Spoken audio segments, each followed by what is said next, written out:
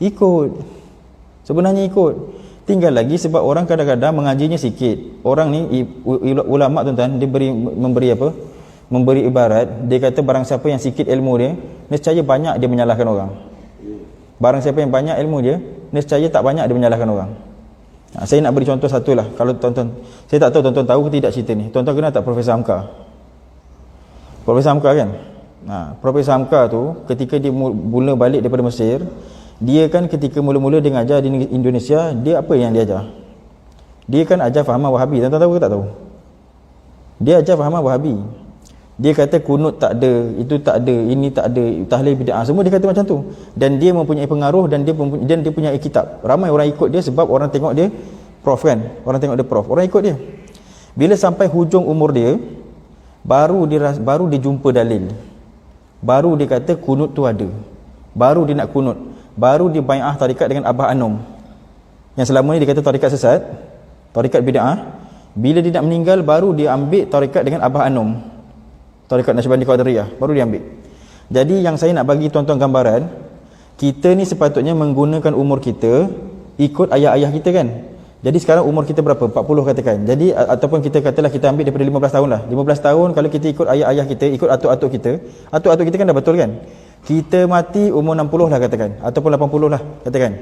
Panjang sikit. Katakanlah daripada 15 tahun kita ikut je atuk-atuk kita, kita ikut je ayah-ayah kita, kan? Sampai umur kita sampai umur kita 80 tahun. Berapa tu? 65 tahun kan?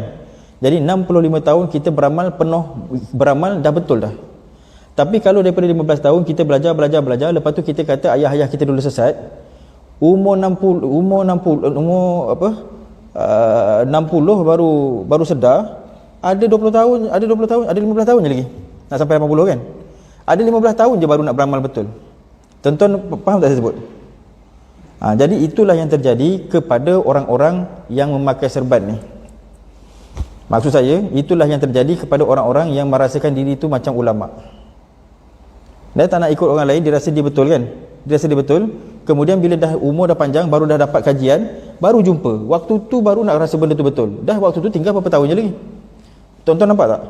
Itu sebabnya tuan-tuan, saya selalu sebutkan kepada kat mana-mana lah juga saya sebut, supaya kita ni yang pertama kena baikkan sangka kita dengan atuk nenek kita. Sebab atuk nenek kita bukannya dapat agama salah, dan dia dapat pun daripada kitab-kitab Mu'tabar. Itu cerita dia.